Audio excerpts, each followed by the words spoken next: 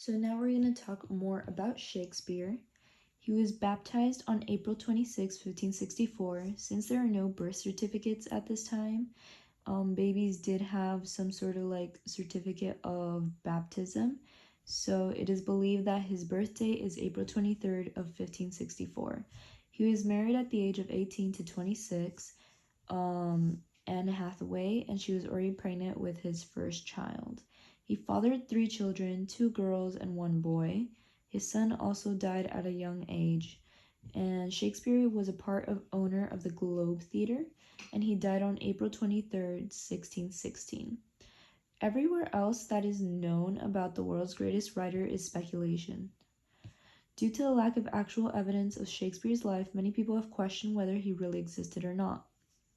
Others argue that Shakespeare could not have been smart enough to write such an important literature since he only got to grade school.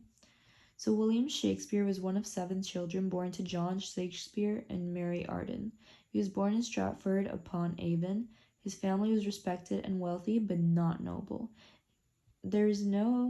By the early 1590s, Shakespeare had left his wife and 3 children in Stratford upon Avon and traveled over 100 miles away to London to pursue his acting and writing career. He lived there for most of his adult life. His marriage was not great, and he barely even came home to visit. He became very wealthy in his lifetime, which afforded him the chance to buy his family's coat of arms, a sign of nobility, and the largest estate in Stratford.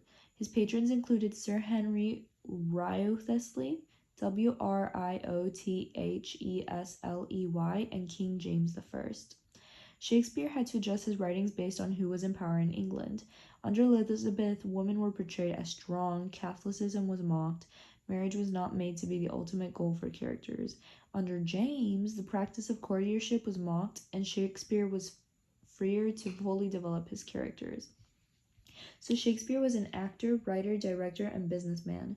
He wrote 37 plays and wrote comedies, tragedies, and histories, with romance always playing a part. Also wrote 154 sonnets and several narrative poems, all dedicated to Sir Henry Wriothesley. He also became known for his imaginative use of language and timelessness. He invented over 1,700 of our common words by changing nouns into verbs, changing verbs into adjectives, connecting words never before used together, adding prefixes and suffixes, and devising words wholly original. For example, bandit, critic, dauntless, dwindle, and elbow used as a verb. Some things we say today which we owe to Shakespeare is knock knock, who's there, heart of gold, fight fire with fire, wild goose, love is blind, be all and all, come what may, the game is up, what's done is done, and in a pickle. These are all examples of phrases Shakespeare invented.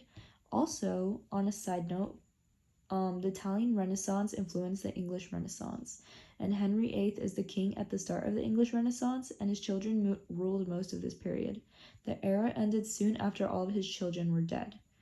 William Shakespeare was born while Elizabeth was queen and became wealthy through King James I.